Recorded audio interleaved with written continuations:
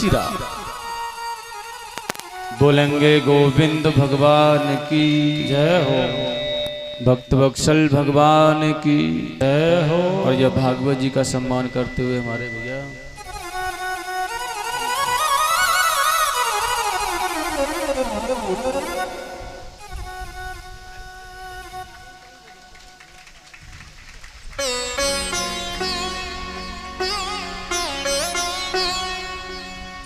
बोले वृंदावन बिहारी लाल की जय।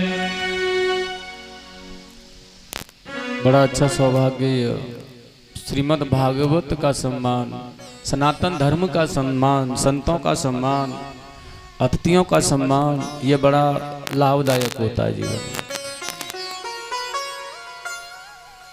श्रीमद् भागवत सतधर्म है। नारद जी को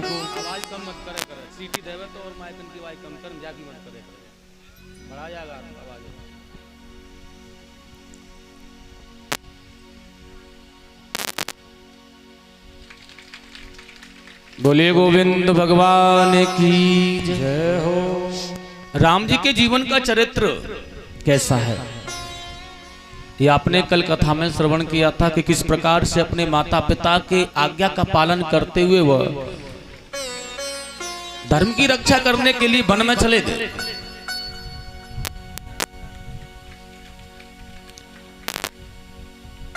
और अपने माता पिता की आज्ञा का पालन किया। देखिएगा, मैं एक बात और आपको बता दूं,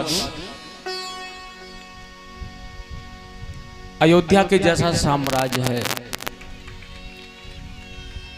एक बात और बताऊंगा, अयोध्या किसे कहते हैं? जो आयुधों से लैस है, मतलब जो हर प्रकार के अस्त्र शस्त्र से लैस है, उसे अयोध्या कहते हैं।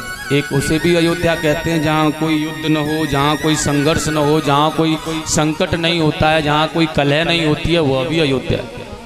आयुधों से युक्त वह अयोध्या है, जहाँ पर कोई शत्रु नहीं निगाह करता है। ऐसे महासम्राट अयोध्या की राज्य सिंहासन को दोनों भाइयों ने कैसी दशा कर दी है इसकी महाराज। माता पिताओं ने, माता कैकेयी ने भरत के लिए राज्य मांग लिया, राम जी छोड़ करके चले गए। लेकिन राम जी छोड़ करके चले गए तो भरत ने भी उसका त्याग कर दिया। मतलब अयोध्या के जैसे राज्य सिंहासन को फुटबॉल बना दिया दोनों भाइयों ने। और आज के जीवन में छोटा सा बंटवारा अगर भाई भाइयों का ढंग से नहीं हो पा रहा है ना, तो कलह झगड़ा, एक दूसरे के शत्रु, नाना प्रकार की वासनाएं। भाई की बात तो अच्छी नहीं लगती है, पड़ोसी अगर कुछ कहता है तो अच्छी लगती है, लेकिन भाई की बात अच्छी नहीं लग रही है। संतों का भी सम्मान करना चाहिए।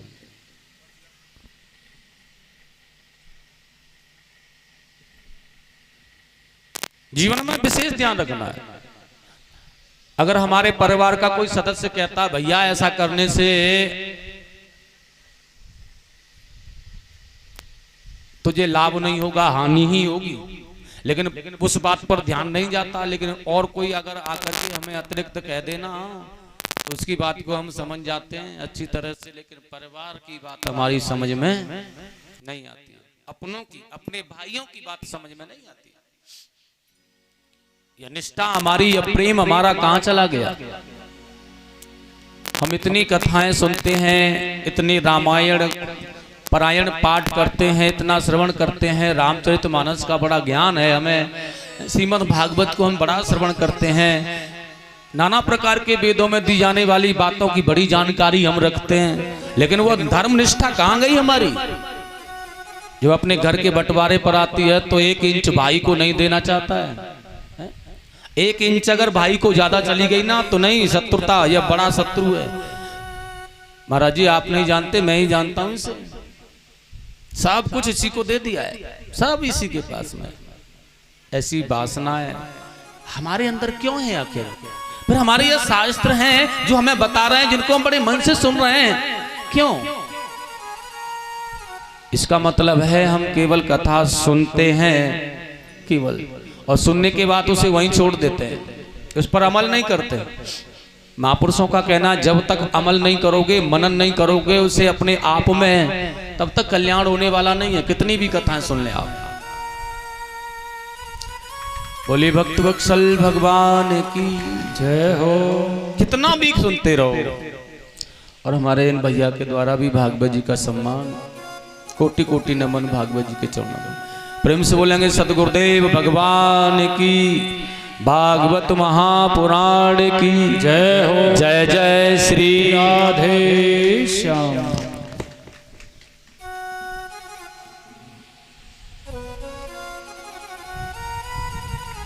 लेकिन मन में जो बसे हुए शत्रु हैं ना, तब तक वह नहीं निकलेंगे ना, तब तक भाई के प्रति प्यार नहीं जताया जा सकता। संजय, मन के अंदर जो कुभाव बना है ना भाई के प्रति, जब तक उसे नहीं निकालोगे ना, तब तक हमें सांत्वना नहीं मिल सकती है, तब तक हमें शांति नहीं मिल सकती। किसी ने कहा है, मन की तरंग मार ले,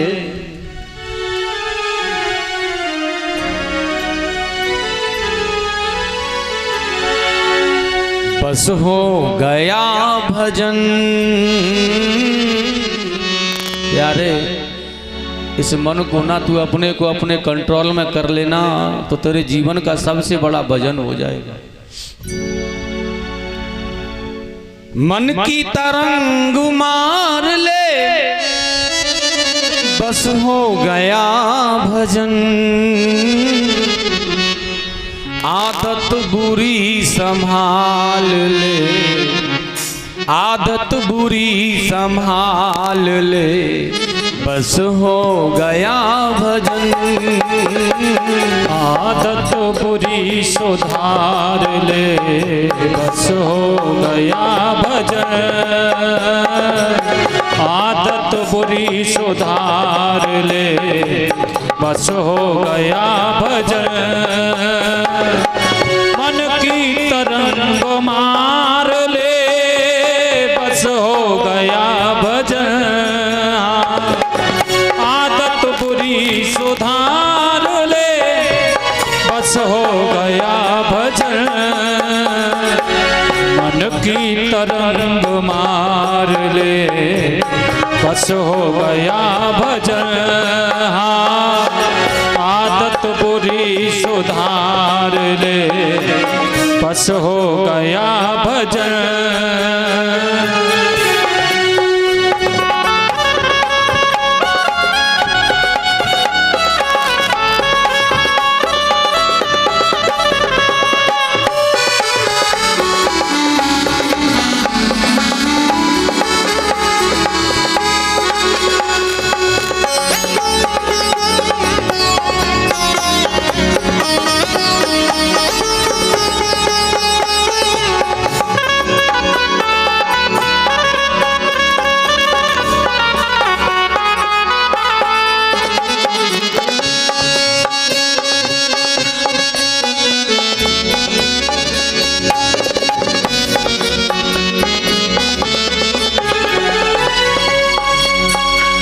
कहना है,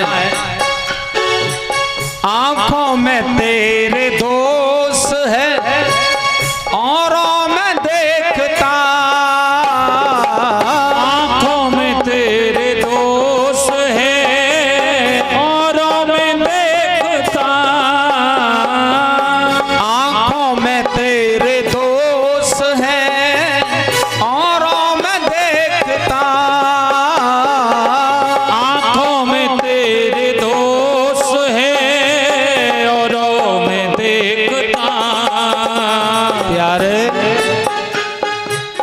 दोषों को तू संभाल ले, दोषों को तू संभाल ले, बस हो गया भजन।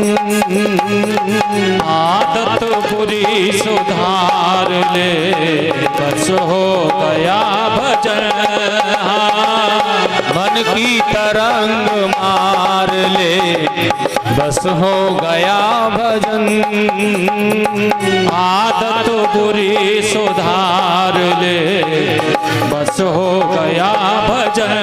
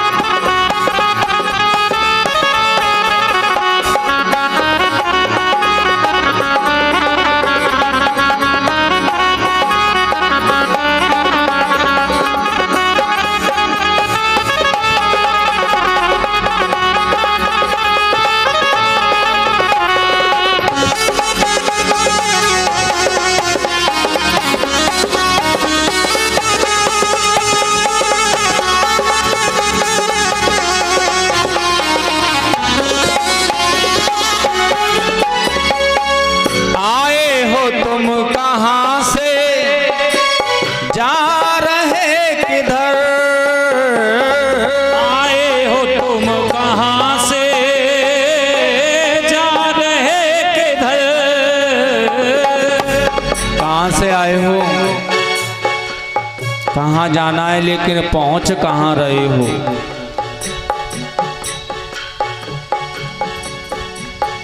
आए हो तुम कहाँ से, जा रहे किधर। आए हो तुम कहाँ से, जा रहे किधर। इतना बस विचार लो, इतना ही बस विचार लो, बस हो गया भजन। आदत बुरी सुधार लो, बस हो गया भजन। आदत बुरी सुधार लो, बस हो गया भजन। मन की तरंग मार लो, बस हो गया भजन। मन की तरंग मार लो, बस हो गया भजन।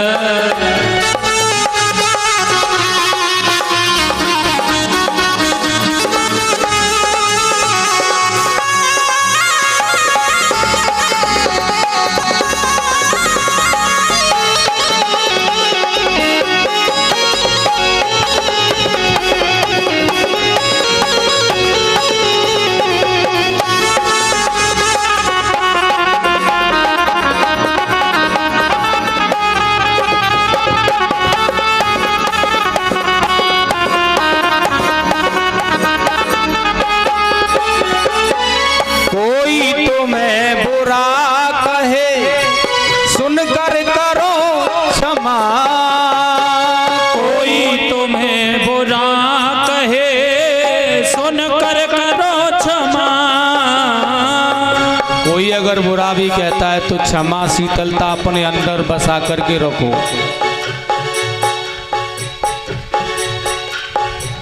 बाड़ी के सुर संभाल लो, बाड़ी के सुर संभाल लो, बस हो गया भजन।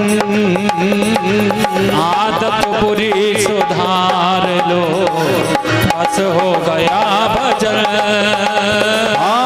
मन की तरंग मार लो, बस हो गया भजन। मन की तरंग मार लो, बस हो गया भजन। और कहा है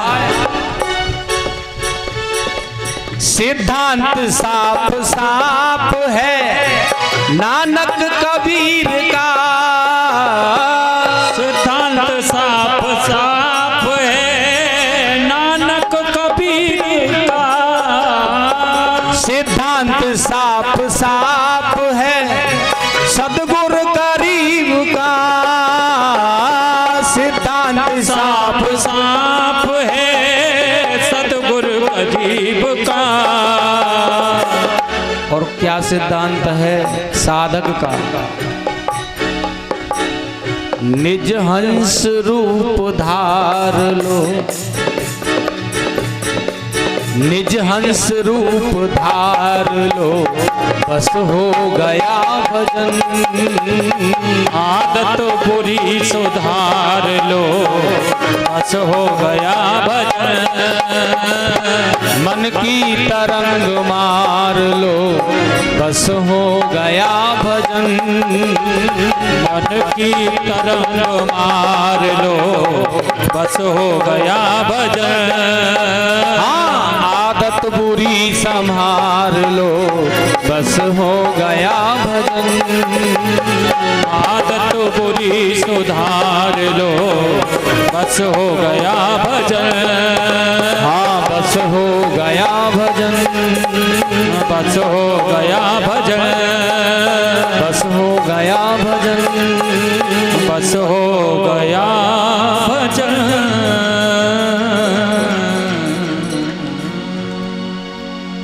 बोलेंगे गोविंद भगवान की जय हो। अपने मन के विचार बदलने हैं हमें, तो भाई से प्रेम कर पाएंगे, पिता से प्रेम कर पाएंगे, घर में सबको मान सम्मान दे पाएंगे।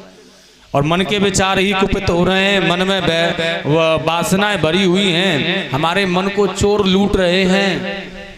इसके अंदर जो बैठे शत्रु इसको बर्बाद करने पर तुले हैं, तो फिर यह तुम्हारा मन तुम्हारे अपनों का साथ कैसे देगा, तुम्हारे जीवन का कल्याण कैसे कर सकता है।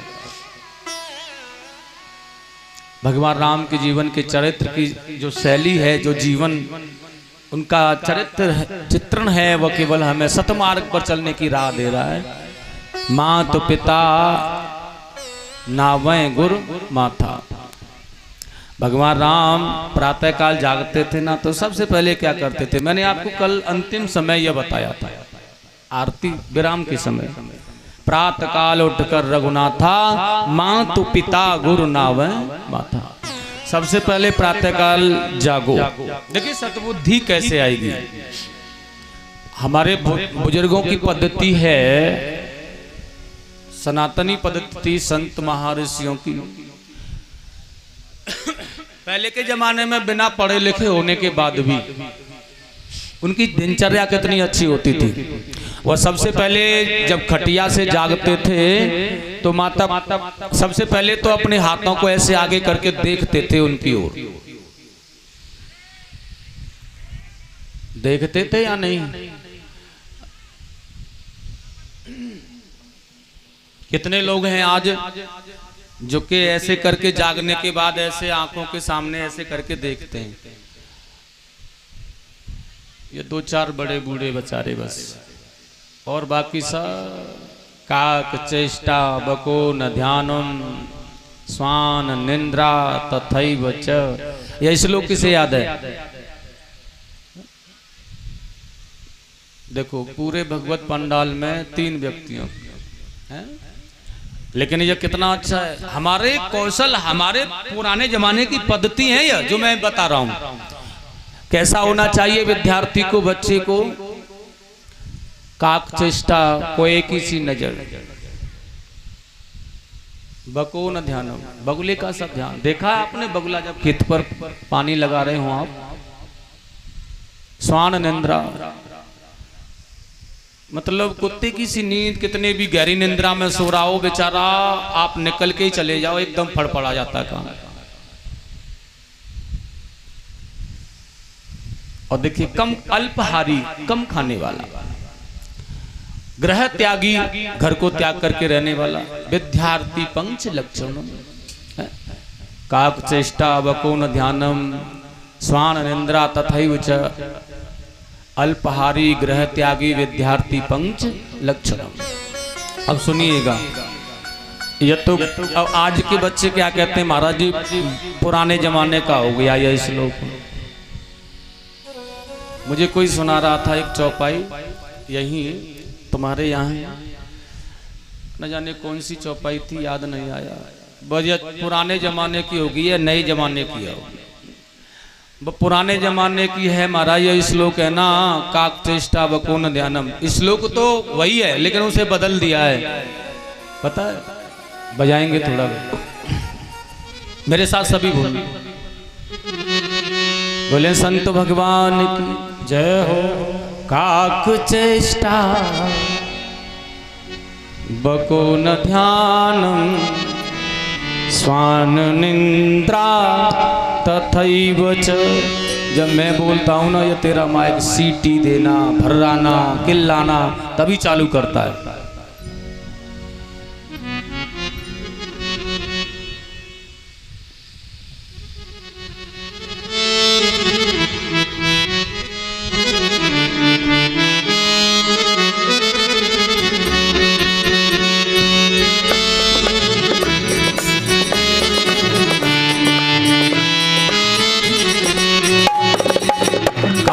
चेष्टा बको न ध्यानम स्वान निंद्रा तथैव च। अल्पहारी ग्रह त्यागी विद्यार्थी पंच लक्षणम।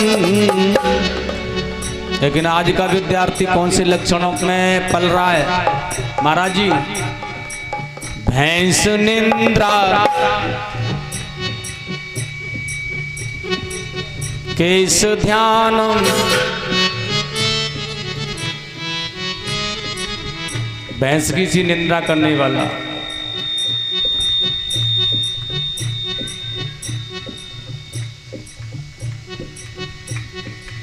और गुटखा को मुंह में डाल करके चबाने वाला, ऐसा हो गया।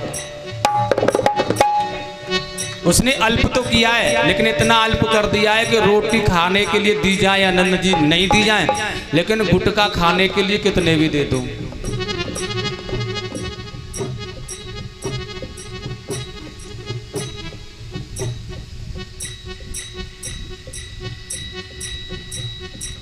ऐसा व्यक्ति किस काम का है महाराज?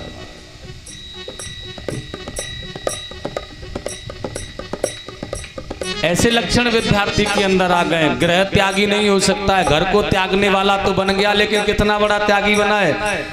अगर घर के माँ बाप थोड़ा सा कुछ कह देते हैं ना तो रूठ करके चला जाता है, घर नहीं आता है। फीस के लिए पैसे दिए जा रहे हैं तो उससे पिक्चर हॉल में जाके फिल्म देख लेता है।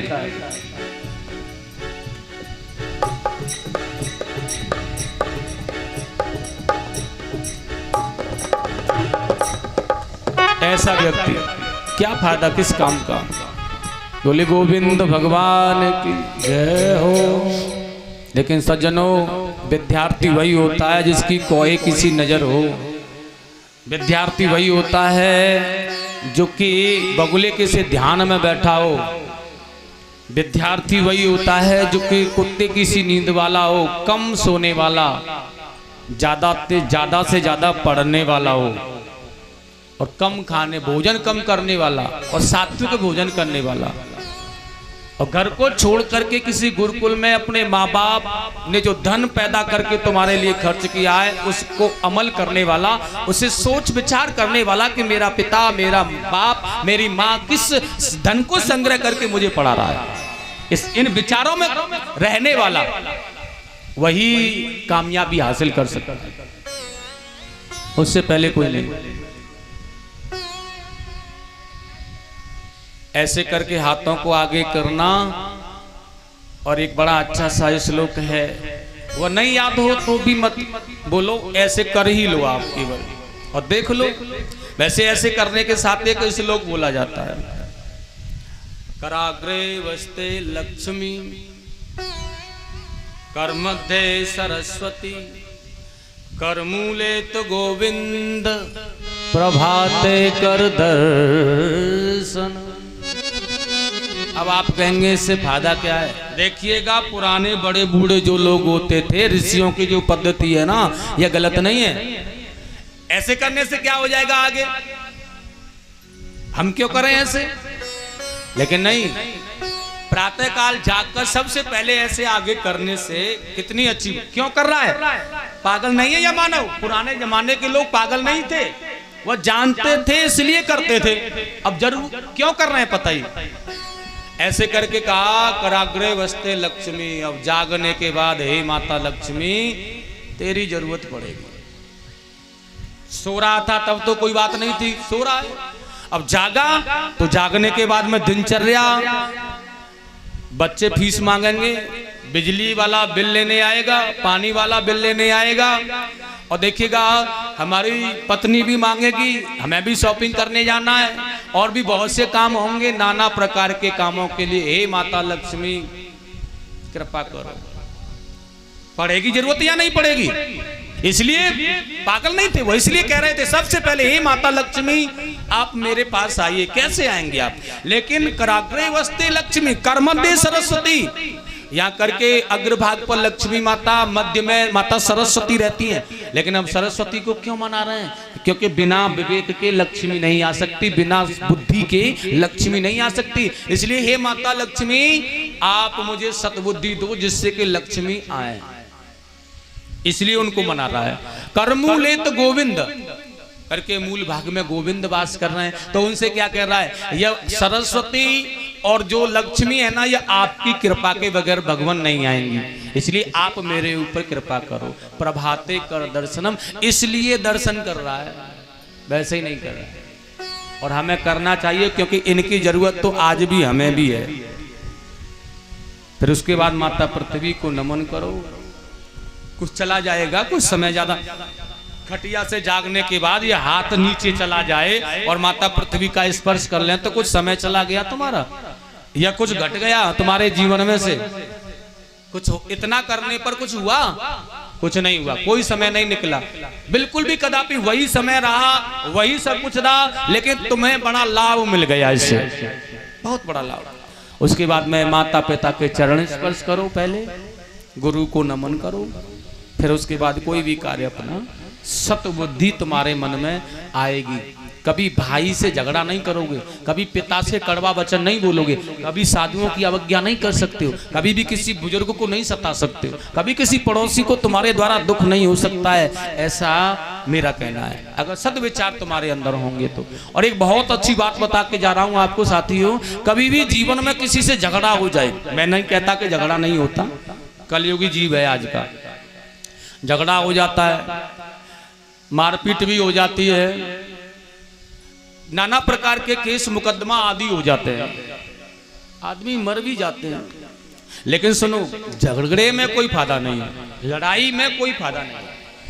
अगर बाय द वे किसी कारणवश लड़ाई या झगड़ा हो भी जाता है तो एक बात याद रखना, मेरी हाथ जोड़ के निवेदन कर रहा हूं आपसे, केवल एक बात गांठ बांध के रख लेना, अगर किसी भी प्रकार का कोई भी कितना भी बड़ा झगड़ा क्यों न हो गया हो, बशर्त राम राम करना मत, क्योंकि झगड़ा होने के बाद में एक ना एक दिन, आज कल परसों 10 साल में 20 साल में एक होता है व्यक्ति, फैसला होता है निश्चित, और उस फैसले को कराने वाले रिश्तेदार, नातेदार, सगे संबंधी यही लोग होते हैं। लेकिन एक बहुत अच्छी दवा बता रहा हूं कि किसी की जरूरत नहीं पड़ेगी, फैसला हो जाएगा तुम्हारा, केवल राम राम करना मत छोड़ना, केवल।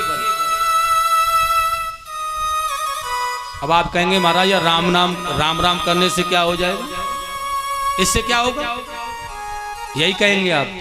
देखिएगा, आप चाहे वो आपकी राम राम लें या न लें, आप राम राम करो, उनसे राधे श्याम करो, राम राम करो। आप आज नहीं करेगा, कल नहीं करेगा, परसों नहीं करेगा, तरसों, 10 दिन, 1 महीने, साल, अंत में एक दिन ऐसा आएगा वह तुम्हारी राम नाम का जवाब देगा। और जिस दिन उसने राम के नाम के जवाब तुम्हें दिया, वापस समझो सुलह होने वाली, फिर उसे कोई बदल नहीं सकता है। आज राम का नाम वापस कर रहा है, कल बात भी करेगा, परसों और नजदीक आएगा, तरसों और नजदीक आएगा, उसके बाद फिर और नजदीक आएगा, धीरे धीरे तुम आपस में ही अपनी सुलह कर लोगे, किसी की जरूरत नहीं पड़ेगी, यह मेरा वादा है। केवल राम का नाम, भगवान के नाम में मर्यादा है, उनके नाम को आप लेते रहो, बंद मत करो। और राम राम ही बंद कर दी ना तो फिर आगे चांस नहीं होता बोलने का या बात करने का कभी। इसलिए राम नाम माताओं से ज्यादा कहूंगा, क्योंकि यह जल्दी झगड़ती हैं, देवता तो भी कभी कभी, लेकिन यह इनकी तो रोज लड़ाई होती है मैयाओं की। तो घर में झाड़ू लगा करके जेठानी ने देवरानी की तरफ, अच्छा इधर झाड़ के कर रही है, या नाली साफ करते समय आगे थोड़ा सा चला गया ना, हमारी तरफ कर रही है, हमें समझ लिया तूने। छोटी छोटी बातों पर झगड़ा अगर हो भी जाए तो राम राम करना मत छोड़ो, अपनों से बड़ों के लिए राम राम, छोटा भी है तो भी करो। अगर हमसे कोई छोटा नाराज हो गया है, झगड़ा हो गया, राम राम नहीं करता है, तो देखिए उससे आप राम राम करना प्रारंभ कर दो पहले से, वो कायल हो जाएगा और वह जरूर तुमसे राम राम करेगा, यह निश्चित है। पहले से करो।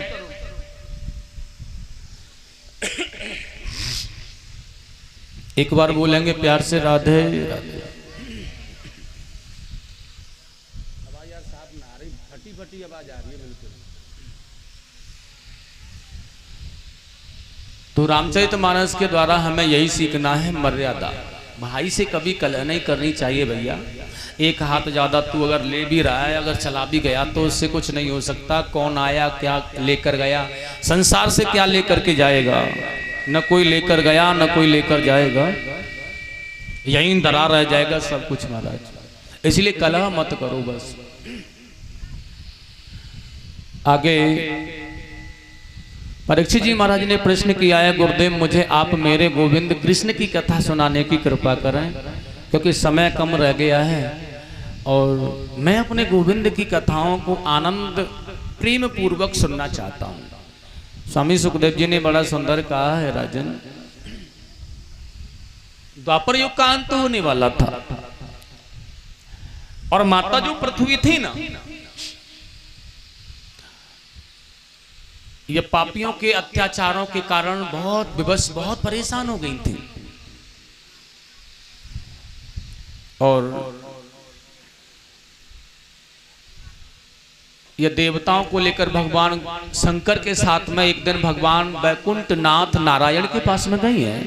और भगवान नारायण के पास जाकर के जब भगवान नारायण वैकुंठ में नहीं मिले तो भगवान भोलेनाथ ने कहा है, माता पृथ्वी, देवता लोग कह रहे हैं प्रभु मिले नहीं हैं, अब किसे कहें अपनी व्यथा हम। तो महादेव जी कह रहे हैं, बड़ा सुंदर कहा, देखिएगा, हरि व्यापक सर वज्र समाना, प्रेम से प्रगट होई मैं जाना, प्रेम से प्रगट होए मैं जाना, प्रेम से प्रगट होए मैं जाना। हरि व्यापक सर्वत्र समाना, प्रेम से प्रगट होई मैं। भगवान तो हर जगह व्याप्तमान है, प्रेम से पुकारो उन्हें वहीं आ जाएंगे। और देखिएगा जब देवताओं ने इस प्रकार वहां भगवान भोलेनाथ के कहने पर भगवान को मनाया और पुकारा ना, तो वहीं आकाशवाणी की भगवान गोविंद ने, देवताओं मैं तुम्हारा कल्याण करने के लिए आऊंगा। वैसे तो हर युग युग में मैं अवतार लेकर के आता हूं, लेकिन इस युग में मेरा जो अवतार है ना वह कहां होगा, जब पाप अत्याचार अधर्म बढ़ता है ना तब मैं अवतार लेता हूं और धर्म की रक्षा करता हूं।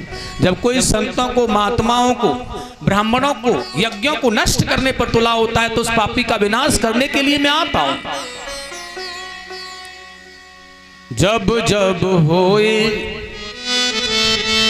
धर्म की हानि, बढ़े असुर अधम अभिमानी, ओ जब जब होए धर्म की हानि, बढ़े असुर अधम अभिमानी, तब तब प्रभु धर विविध शरीरा, ना सहे दुष्ट हरहि जन पीरा। श्री राम जय राम जय जय राम, श्री राम जय राम जय जय राम, श्री राम जय राम जय जय राम, श्री राम जय राम जय जय राम। बोलिए गोविंद भगवान की जय हो। जब जब अधर्म बढ़ता है, पाप बढ़ता है, अत्याचार बढ़ता है, तब तब मैं हर युग युग में अवतार लेकर के आता हूँ, धर्म की रक्षा करता हूँ। और देवताओं इस समय इस द्वापर में भी मेरा अवतार होगा, वह कंस के यहाँ कारागृह में, माता देव की वसुदेव के यहाँ। लेकिन तुम लोग मेरी मदद करने के लिए ना, क्योंकि मैं जो अपनी बाल लीलाएं हैं ना, इन बाल लीलाओं को गोकुल में ब्रज में करने वाला हूँ। मेरा जो पालन है ना वो ब्रजमंडल में होगा, गोकुल में नंद बाबा के, यशोदा मैया के यहाँ। इसलिए आप मेरी लीलाओं में आनंदित लेने के लिए ब्रज में आकर के अवतरित हो जाओ और भगवान की लीलाओं का आनंद लेना है।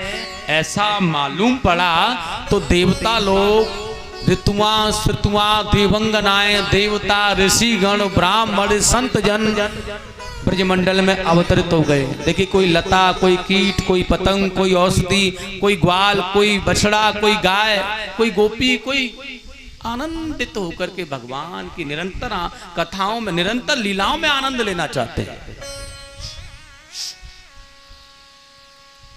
और द्वापर युग का अंत है। देखिए, कंस का, ये जो मथुरा का राजा है कंस, ये बहुत बड़ा आताताई है। ये उग्रसेन महाराज का पुत्र है। वसुदेव जी इनके बहुत घनिष्ठ मित्र हैं। जब यह कंस पैदा हुआ था तो इनके पिता उग्रसेन ने ज्योतिषों से, ब्राह्मणों से पूछा था, यह कैसा है, बताओ मुझे। तो ब्राह्मणों ने बताया था, महाराज इसकी कुंडली को देख करके यह तो बहुत बड़ा पापी है, दैत्य प्रवृत्ति का, राक्षस कुल को नाश करने वाला। उग्रसेन महाराज ने उसे यमुना में बहा दिया है। लेकिन वही यमुना में स्नान करने के लिए सूरसेन प्रतिदिन आते थे। यह बहता हुआ वहां पहुंचा है और देखिए, सूरसेन ने इसे निकाला और इनके पुत्र थे वसुदेव। लेकिन अपनी पत्नी को जाकर के यह दिया है, यह तेरा दूसरा पुत्र और है, इसका पालन करना है तुझे। और यहां यह कंस का जो लालन पालन है ना, यह सूरसेन के यहां पर हुआ है। वसुदेव उनके पुत्र थे, इसलिए भाई भाई जैसा संबंध था, बहुत गहरी मित्रता थी इनकी। इसलिए वसुदेव से बहुत गहरा संबंध कंस का था, यही कारण था।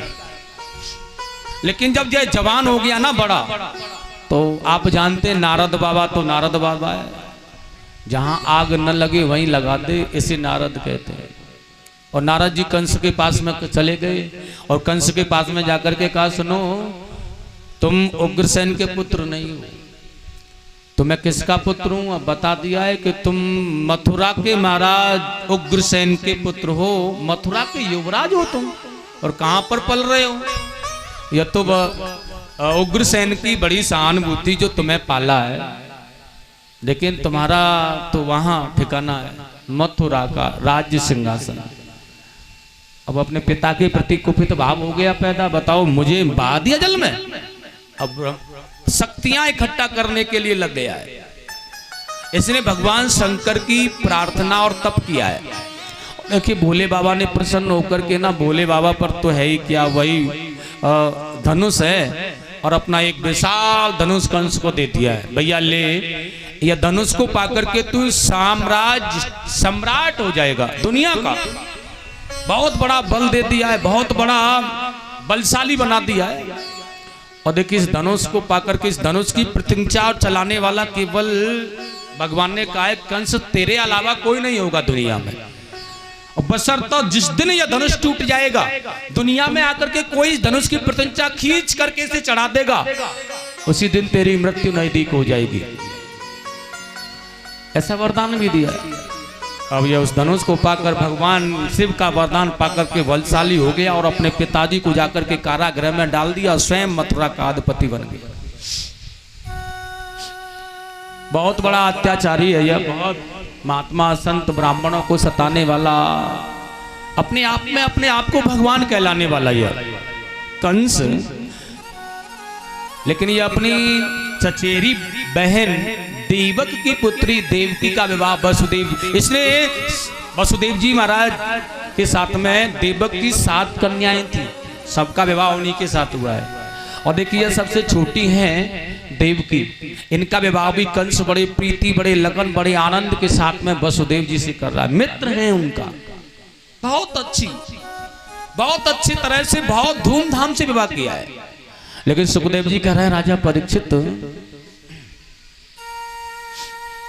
ये कंस विदा करने के लिए जा रहा है, आज रथ पर सवार होकर के सारथी बनाए, इतना निष्ठावान इतना प्रेम कर रहा है ये।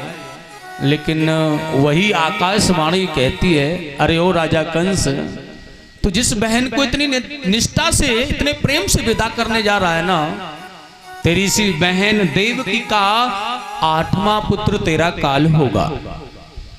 आकाशवाणी ने जब ऐसा कहा कि देवकी का 8वां पुत्र तेरा काल होगा, सज्जनों एक विशेष बात और है, सठ सन विनय कुटल सन प्रीति और जो सहज कृपन सन सुंदर नीति। ये 60 लोग होते हैं ना, ये बहुत ज्यादा समय तक बदले नहीं रहते हैं। इनका प्रेम इतना, इनका भाव ये कभी भी बदल जाता है, इस पर विश्वास नहीं करना चाहिए। जो 60 हैं, जो दैत्य और राक्षस प्रवृत्ति के हैं, इनका प्रेम एक बहाना होता, केवल दिखावा। और जैसे ही आकाशवाणी ने कहा देवकी का 8वां पुत्र मारेगा तुझे, अब देखने लगा है, वाह कितनी अच्छी बात बताई है तुमने मुझे। अगर बताया नहीं होता तो जो मेरा काल है वो उसे मैं अपने यहाँ पर पालता रहता और वह मुझे बड़ा होके मार देता। लेकिन आकाशवाणी तुमने तो मेरा कल्याण किया है, लेकिन अब मैं भी देखता हूं कि यह मुझे 8वां पुत्र देवकी का कैसे मारता है, क्योंकि ना रहेगा बांस और ना बाजेगी। जब यह देवकी ही नहीं रहेगी तो यह 8वां पुत्र कहां से आएगा। और बालों को पकड़ करके रथ से कितना प्रेम करके विदा कर रहा था, आज कितनी निष्ठा कितना प्रेम उमड़ रहा था इसका। और बालों को पकड़ के खींचा और नीचे रथ से डाल दिया और तलवार लेकर के मारना चाहता है, देवकी को मैं मार डालूंगा तो पुत्र कहां से आएगा। सज्जनों, वसुदेव पति हैं देवकी के, और हर पति का कर्तव्य होता है अपनी पत्नी के स्वाभिमान की रक्षा करना। ये कोई खरीदी हुई वस्तु नहीं होती है पत्नी, जो कि कहीं से भी लेकर के आ गए और खरीद करके ले आए। यह स्वाभिमान की रक्षक होती है, हमारा ऐश्वर्य होती है, यह हमारा पराक्रम होती है नारी। इसलिए नारी का हमें सम्मान करना चाहिए। मैं देखता हूं बहुत से लोग मदिरा का पान कर लेते हैं, माताओं को बड़ा कष्ट देते हैं। यह उचित नहीं है, यह हमारे धर्म से शास्त्र से विमुख है। मदिरा का पान करना और माताओं को कष्ट देना यह ठीक नहीं है। अब 1-2 घूंट मदिरा पान कर लियो और नई नई तरह की आवाजों में आकर के बदलने लगे, कहने लगे आकर। अगर वही काम ये नारियां करने लग जाएं और तुमसे करें तो क्या करोगे? दिमाग खराब हो जाएगा, सलपास खा के मरना पड़ेगा तुम्हें, डर रखना। लेकिन ये कितनी क्षमा शीतलता होती है बेचारी, इनके अंदर भक्ति स्वरूपा होती है, शीतलता होती है, जो कि ये क्षमा कर देती है। थोड़ा सा प्रेम से बोल जाओ, नशा उतर जाए, प्रातः काल थोड़ा प्रेम से बोल दो, सब माफ कर दिया। कितनी करुणामयी होती है। इनके लिए मदिरा पान करके नहीं आना चाहिए हमें। इनका तो जीवन भर साथ निभाने का वादा किया है हमने। ऐसा बन करके रहो जीवन में कि यह हमें कभी न भूले। कभी भी छोड़ने की तो बात ही मत करो, और ऐसा तो कभी कहो ही मत कि छोड़ के चला जाऊंगा। नहीं,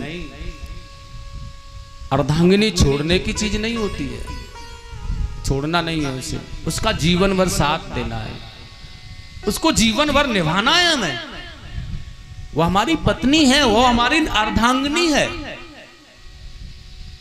और देखो, आप 100 रुपए की मदिरा पान एक पौवा पी करके आ जाते हो और उसे खर्च कर देते हो। कभी तुम अपनी पत्नी के लिए कुछ लाए? हम कभी नहीं लाए। ये कितना बड़ा दोष है हमारे अंदर। कभी भी नहीं लेकर के आए कुछ, फिर भी कुछ नहीं कहा बेचारी ने। यह नारी शक्ति ऐसी होती है, करुणामयी, ध्यान रखना है। कर्तव्य कहता है हमारा कि जीवन में इसे प्रेम करना, इसे प्यार देना, इसे कष्ट न पहुंचना चाहिए किसी भी प्रकार से, ऐसी भावनाएं हमारे अंदर होनी चाहिए। और देखिएगा, एक हास प्रयास की बात बता रहा हूं आपको मैं। बड़े बुजुर्गों को, माताओं को ज्यादा प्रेम करना चाहिए, क्योंकि आजकल के पुत्र तो तुम जानते ही हो कैसे हो गए। उनका कोई माता पिताओं पर ध्यान नहीं है, अपने ऐश्वर्य पर, अपने आप पर ध्यान है उनका। और तो देखिए, इसलिए कभी बाजार जाओ ना तो कुछ न ला सको ना, तो इन्हें प्रसन्न करने की एक छोटी सी दवा बता रहा हूं। कुछ न ला पाओ, कुछ मत लाना, मत मिठाई लाओ, मत शॉपिंग कराओ, कुछ भी नहीं, 10 रुपए का गजरा ले आओ और बालों में लगा दो आकर के, हैं केवल। और फिर कहो तुम मुझे बहुत अच्छी लगती हो, मैं तुमसे बहुत प्रेम करता हूं। लेकिन वह उसके बदले में 10 रुपए का गजरा केवल क्या कहेगी, हे नाथ, हे पति दे, मैं भी तुम्हें बहुत प्रेम करती हूं और मैं जीवन पर्यंत यह चाहती हूं कि भगवान केवल मुझे आगे भी पति दे तो आपके जैसा। एक 10 रुपए के गजरे में आगे भी अगर पति दे तो आपके जैसा दे मुझे। कितनी शीतल है इसकी बात, कितनी शीतलता इसके अंदर भरी है। आगे भी जीवन में तुम्हारे जैसा पति मांग रही है बेचारी। हमें केवल उनका ध्यान रखना है, समझ लो। एक ही बात को स्मरण रखो, 7 जन्मों तक याद करते रहें, ऐसा विश्वास मन में बनाओ। वसुदेव जी ने सुरक्षा की, मेरी पत्नी है, कैसे रक्षा करूं, यह बहुत बड़ा दैत्य है, बहुत बड़ा बलशाली है और इससे मैं बल का प्रयोग करने पर तो विजय प्राप्त नहीं कर सकता हूं। अब रक्षा कैसे करूं पत्नी की, विषमता है। और देखिए यहां बुद्धि का विवेक किया है। और वसुदेव जी ने कहा, राजन आप सम्राट हैं, देश विदेशों के राजा सभी झुककर प्रणाम करते हैं आपको। मैं यह नहीं कहता कि आप देवकी का वध मत करो। अगर आपको लगता है कि देवकी ही आपकी शत्रु है, देवकी ही आपकी अपराधी है, तो आप इसका वध कर दो, लेकिन बशर्त, और आपने इनका वध किया ना तो जमाने भर में आपकी ख्याति विख्यात हो रही है ना, वो नष्ट हो जाएगी। क्योंकि दुनिया में हर कोई यह कहेगा कि कायरों की भांति एक अबला नारी का प्रहार और वध कर दिया कंस ने। यह क्षत्रियों का, यह बलवानों का पुरुषार्थ नहीं है नारियों पर प्रहार करना, नारियों को मारना, पीटना। यह बलशालियों का, योद्धाओं का, ये तो कायर लोग करते हैं सब। तो नारियों पर हाथ उठाना, पीटना, धमकाना। और राजन आप इनका वध करेंगे तो कायर बन जाएंगे संसार में, कोई तुम्हारे पास बैठने वाला नहीं होगा, कोई तुम्हें पूछने वाला नहीं होगा। और मैं तुम्हारा मित्र हूं, इसलिए यह उपदेश कर रहा हूं। मेरे पास पत्नियां तो और भी हैं, लेकिन मैं तो केवल आपको सत्मार्ग दिखा रहा हूं, भले आपकी मर्जी। सट है यह कंस, दिमाग बदल गया, सही कह रहे। कंस ने कहा लेकिन इसका पुत्र मुझे मारेगा। वसुदेव जी ने कहा, रही बात पुत्रों की तो मैं वचन देता हूं, सभी पुत्रों को ला करके तुम्हें दे दूंगा। देवकी के जितने भी पुत्र होंगे ना आपको दे दूंगा लाकर। कंस ने छोड़ दिया। अपने पत्नी के चरित्र, स्वाभिमान की और प्राणों की रक्षा वसुदेव जी ने कर ली, दिमाग से, बुद्धि के विवेक से। कहीं कहीं बल का प्रयोग करने से भी काम बिगड़ जाता है, ध्यान रखना है। कहीं कहीं बुद्धि और सत्य ही काम आता है। वाणी के सुंदर वचन, बुद्धि का प्रयोग कहीं कहीं काम ज्यादा आता है। छोड़ दिया साहब, लेकिन कह दिया है अपनी निगरानी में रखूंगा। वहीं कारागृह में रखा गया। पहला पुत्र हुआ वसुदेव देवकी का, और जब वह उसे देने गए कंस को, तो महाराज कंस ने कहा, भैया यह तो मेरा भांजा है, मैं इसे नहीं मारूंगा, इसे तुम ले जाओ, ये मेरा भांजा है। और नगर में, राजमहल में उत्सव मनाना प्रारंभ किया है कंस ने, आज मेरे भांजा हुआ है। देवताओं ने कहा, यह भांजा, भांजी, प्रीति, लगन, रिश्तेदारियों में फंस गया तो मरेगा कैसे। इसलिए नारद जी को भेज दिया। नारद जी एक कमल दल पुष्प लेकर के आए जिसमें 8 पंखुड़ियां हैं, और भेंट किया है कंस को। कंस ने कहा, नारद जी ठीक हो ना, नारद जी ने कहा बिल्कुल ठीक हूं, भांजा हुआ है तुम्हारे, इसलिए बधाई देने आया हूं। लेकिन सुनो, ये पुष्प जो तुम्हें मैंने दिया है ना, इसमें 8 पंखुड़ियां हैं राजा कंस, लेकिन इसमें 8 पंखुड़ियों में पहली वाली कौन सी है, जरा मुझे ये बताओ। अब ऐसे देख रहा है 8 पंखुड़ी हैं, यहां से गिने तो यहाँ 8, यहां से गिने तो यहाँ 8, यहां से गिने तो यहाँ 8। अब इसका दिमाग चक्कर खाने लगा है। नारद जी ने कहा नारायण नारायण। कंस ने कहा महाराज इसमें तो कहीं से भी गिनो कहीं पर जाकर 8 होती है। कंस ने कहा तो तुम कहना क्या चाहते हो। नारद जी ने कहा यह देवता तुम्हें मारने के लिए पहला 8वां पहला कर सकते हैं। ये देवताओं की चाल हो सकती है, फिर बाद में मत कहना मैं हितैषी हूं इसलिए बताने आया हूं तुम्हें। कंस ने कहा तो फिर मैं सभी पुत्रों को मार डालूं क्या। नारद जी ने कहा नारायण नारायण, इस पाप का भागी मुझे ही बनाओगे क्या, मैं ही बताऊं कि सबको मारना है। अरे तेरी इच्छा है, मार या छोड़ तू जाने, मैं तो केवल बताने आया था जो बता करके जा रहा हूं तुझे। नारद की पहेली पर कंस समझ गया है कि सभी को मारना है। और सज्जनों, आज कंस ने देवकी और वसुदेव के 6 पुत्रों को मार डाला है। 7वां गर्भ माता देवकी ने धारण किया तो भगवान शेष जी चलने लगे। नारायण ने कहा कहां जा रहे हो। भगवान शेष कहने लगे अब की बार जाऊंगा तो बड़ा बन के जाऊंगा, छोटा बन के नहीं जाऊंगा। छोटा बन के जब जब गया हूं ना मैं, तभी तभी ने तुमने मुझे परेशान किया है। सेवा भी ढंग से नहीं करने देते हो आप। मैं बड़ा बन के जाऊंगा और जब तुम्हारी सेवा करूंगा ना, बड़ा होऊंगा, तो आप मेरे ऊपर हुक्म नहीं चला पाओगे। भगवान ने मुस्कुरा करके कह दिया ठीक है चले जाओ जाओ। शेष जी भगवान माता देवकी के साथ में गर्भ में पधार गए। भगवान वासुदेव ने, भगवान गोविंद ने आज योग माया को बुलाया है। यह मुझसे बड़ा बनने की लालसा में चले गए। पहले ही कंस बहुत बड़ा आताताई है। आप जाकर के माता देवकी के साथ में गर्भ को संकर्षण विधि के द्वारा, रोकर्षण विधि के द्वारा माता रोहिणी के गर्भ में पहुंचा दो।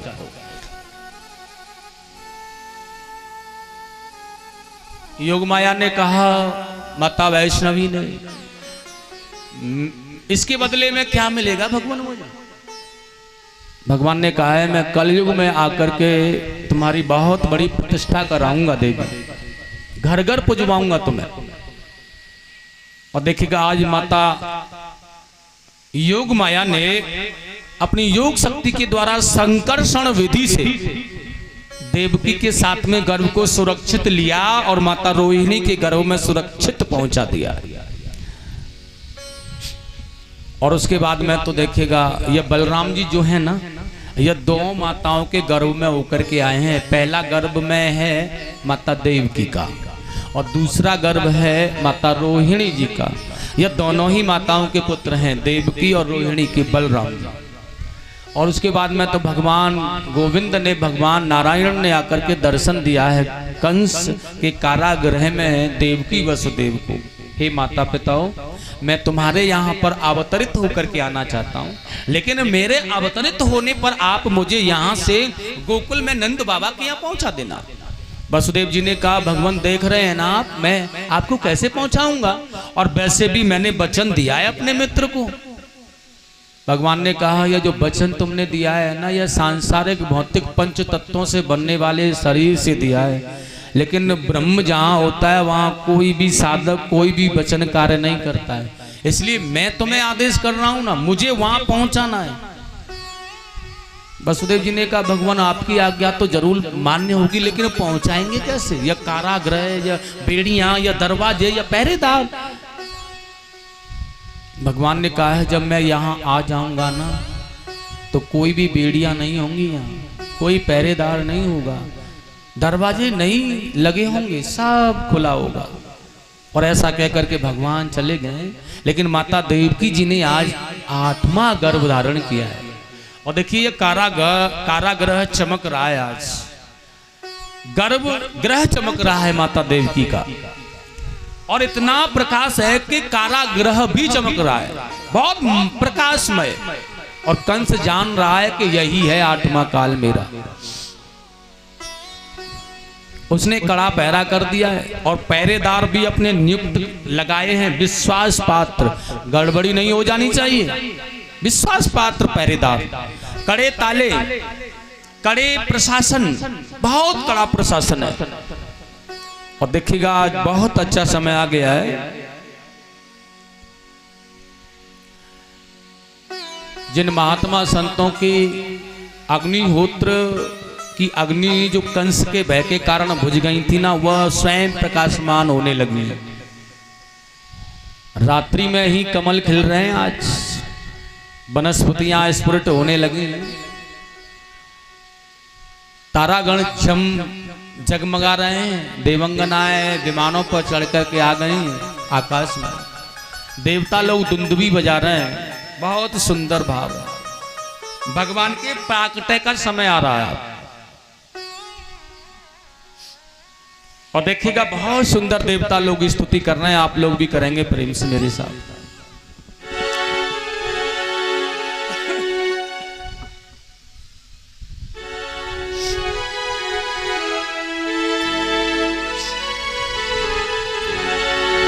सभी हाथ खोल करके आसन लगा करके बैठ जाए प्रेम से, और तालियां बजा करके हाथ जोड़ करके भगवान की स्तुति करेंगे।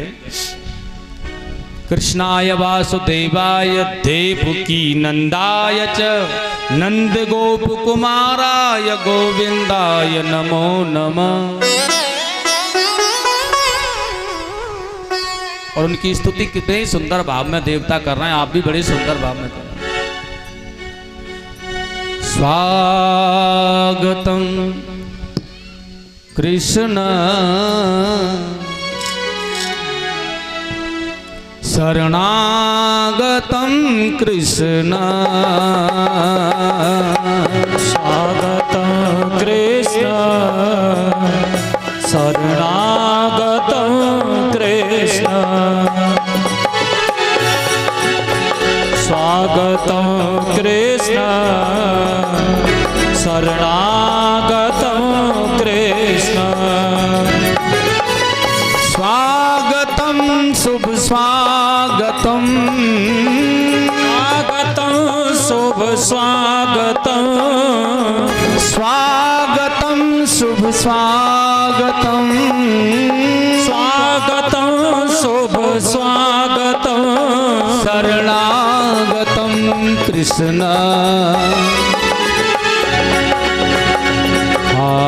स्वागतं कृष्ण शरणागतं कृष्ण, स्वागतं कृष्ण शरणागतं कृष्ण।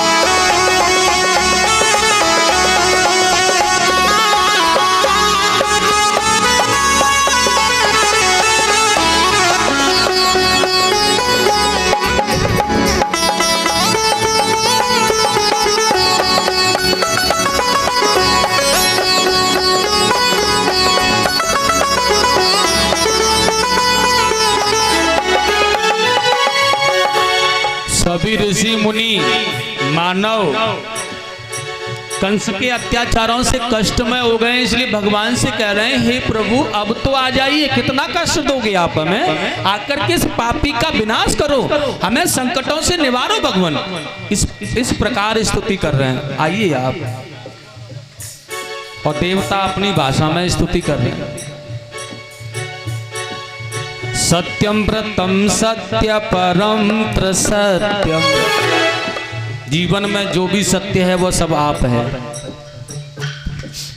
सत्यम व्रतम सत्य परम त्रिसत्यम, सत्यस्य योनिं निहत्यं च सत्य, सत्यस्य सत्यमृत सत्यनेत्रं, सत्यां तं त्वां शरणं प्रपन्ना स्वागतं कृष्ण स्वागतं कृष्ण ओ स्वागतं कृष्ण स्वागतं कृष्ण। हाँ स्वागतम शुभ स्वागतम। हे नारायण, हे भगवान, बंधनों को काटने वाले हे गोविंद, आपका स्वागत है, आइए और शुभ स्वागत है। लेकिन मुझे नहीं लग रहा कि यहाँ पांडाल में स्वागत हो रहा है भगवान का कोई भी। तालियां जोर से बजा करके भगवान के स्वागत की तैयारियां करो। स्वागतम शुभ स्वागतम शरणागतम कृष्ण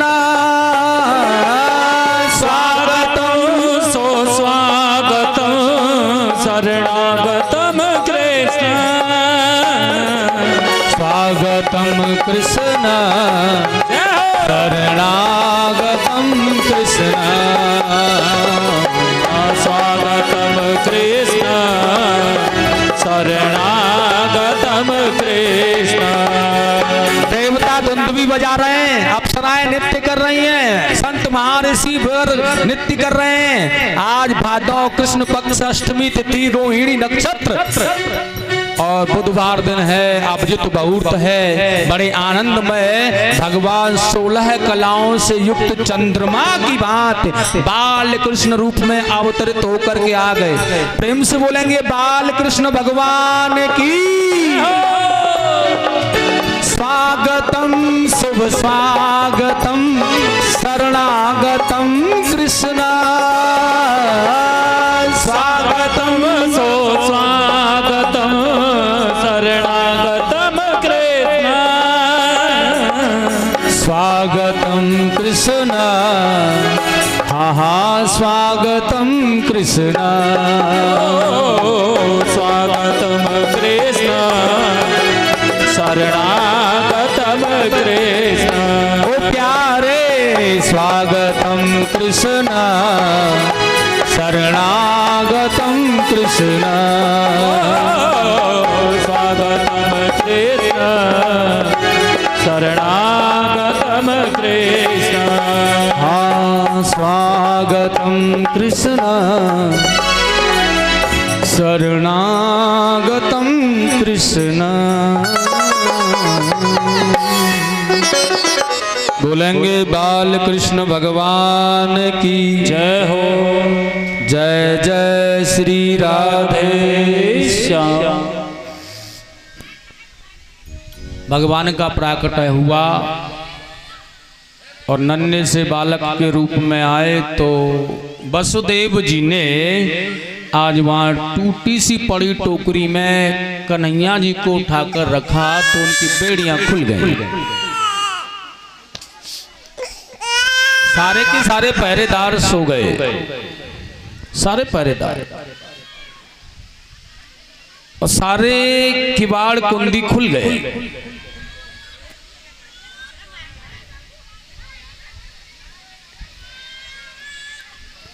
और वसुदेव जी कन्हैया जी को लेकर के चलने लगे।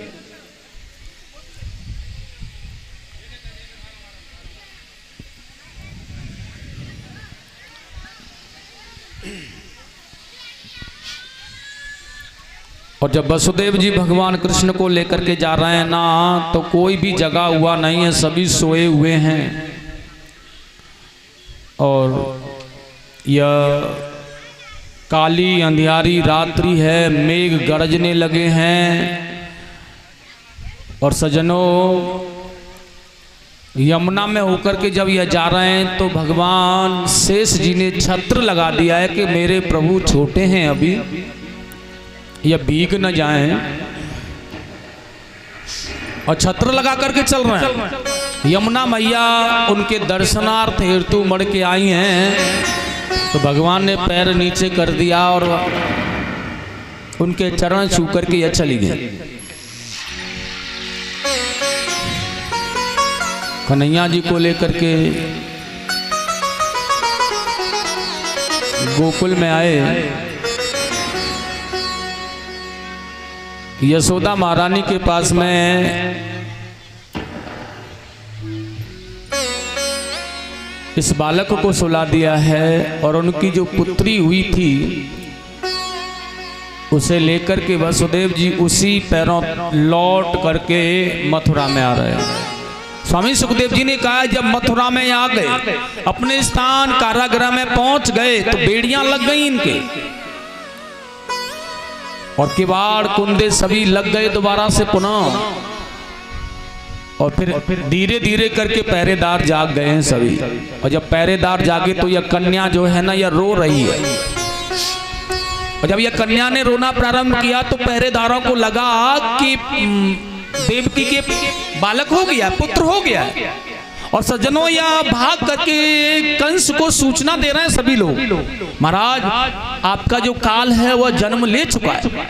और कंस अर्धरात्रि के समय फड़फड़ाता हुआ भागता हुआ आ रहा है, मेरा काल मेरा काल मेरा काल मेरा काल।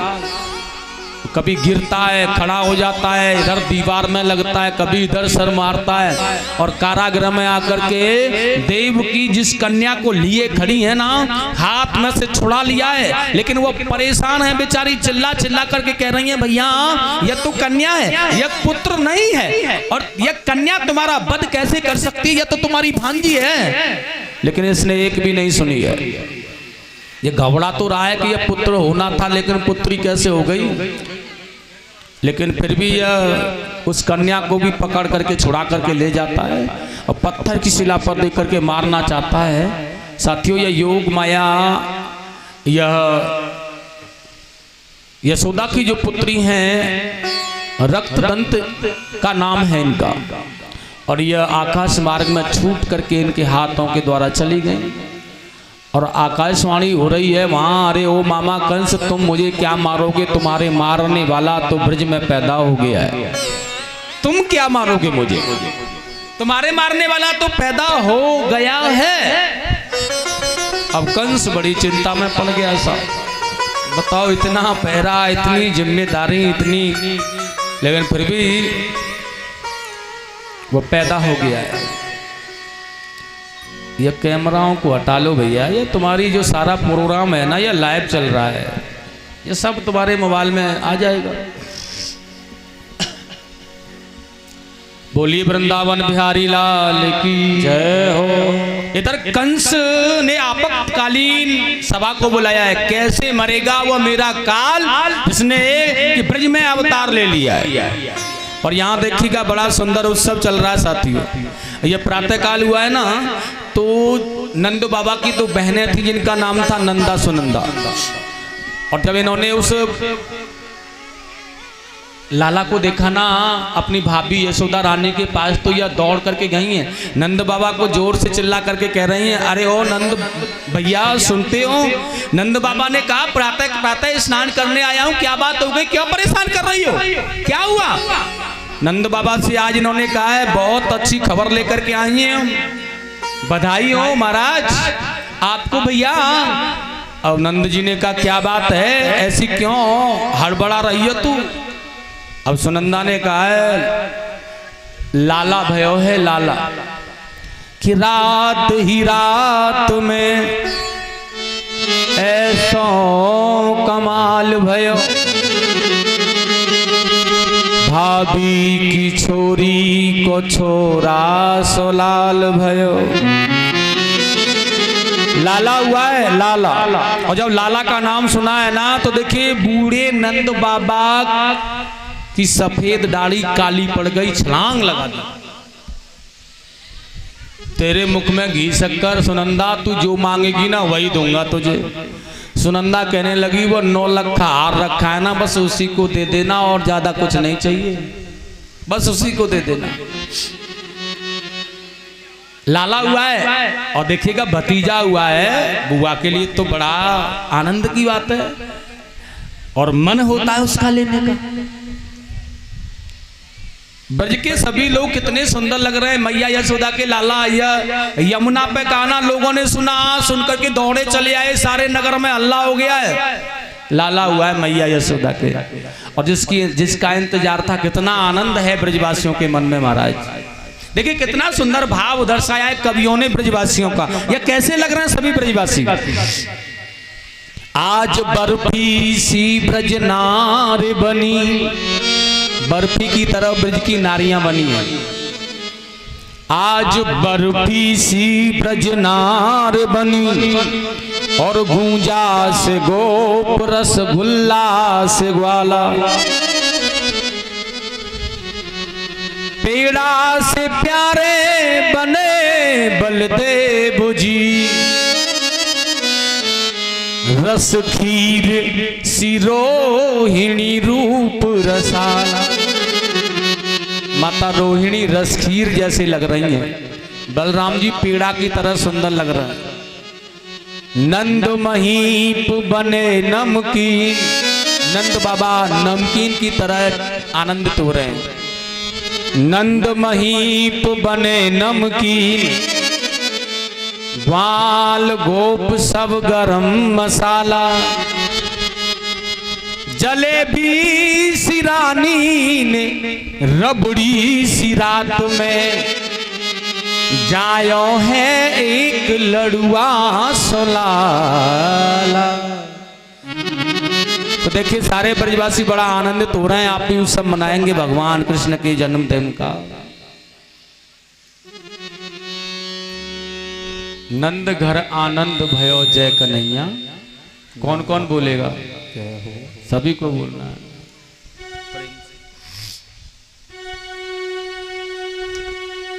बोलिए बाल कृष्ण भगवान की जय। नंद घर आनंद भयो जय कन्हैया लाल की। नंद घर आनंद भयो जय कन्हैया लाल की। नंद घर आनंद भयो जय कन्हैया लाल की। नंद घर आनंद भयो जय कन्हैया लाल की। नंद घर आनंद भयो, नंद घर आनंद भयो जय कन्हैया लाल की। नंद घर आनंद भयो। हाथी दीने घोड़ा दीने और दीनी पाल की। हाथी दीने घोड़ा दीने। हेलो सुनो, ये गुलाल नहीं, फूलों फूल केवल, गुलाल नहीं, रंग नहीं, केवल फूल। फूल ले लो, फूल मार सकते, गुलाल नहीं फेंकोगे। जय कन्हैया लाल की, जय कन्हैया लाल की, जय कन्हैया लाल की जय। बोलो गोपाल की। नंद घर आनंद भयो जय कन्हैया लाल की। नंद घर आनंद भयो जय कन्हैया लाल की। ओ नंद के आनंद भय जय कन्हैया लाल की। नंद के आनंद भय जय कन्हैया लाल की, जय बोलो गोपाल की। जय कन्हैया लाल की जय। बोलो गोपाल की। अरे ज्वानन को हाथी घोड़ा, ज्वानन को हाथी घोड़ा गोपाल की। हाँ ज्वानन को हाथी घोड़ा। बूढ़न गोपाल की। नंद घर आनंद भयो जय कन्हैया लाल की। ओ नंद घर आनंद भयो जय कन्हैया लाल की। जय कन्हैया लाल की। जय बोलो गोपाल की। हाँ जय कन्हैया लाल की। जय बोलो गोपाल की। नंद घर आनंद भयो जय कन्हैया लाल की। ज्वानन को बर्फी पेड़ा। बूढ़न को लापसी। ज्वानन को बर्फी पेड़ा। बूढ़न को लापसी। नंद घर आनंद भयो जय कन्हैया लाल की। ओ नंद घर आनंद भयो जय कन्हैया लाल की। अरे जय कन्हैया लाल की।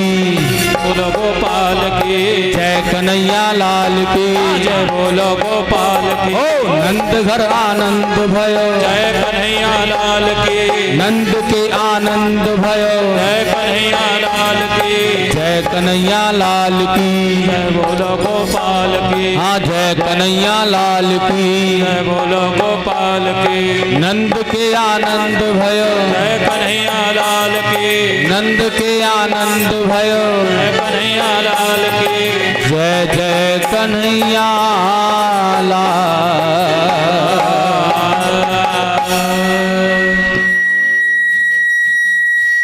साउंड वाले भाई हमारी आवाज को सुन पा रहे हो?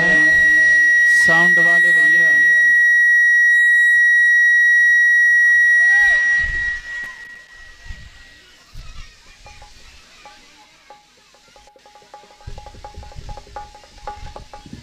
नंद बाबा से बधाई ले रहे हैं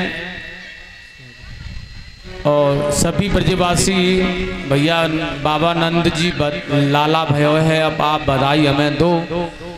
तो हमारा भी कहना है नंद बाबा से या लाला की मैया बाप से, खड़े हो जाओ बधाई देने के लिए।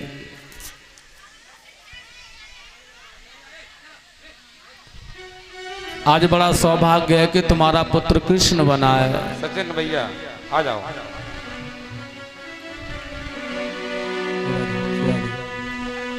बोलिए बांके बिहारी लाल की जय। और देखिए लाला के अम्मा बाबा कहाँ हैं भैया? आओ।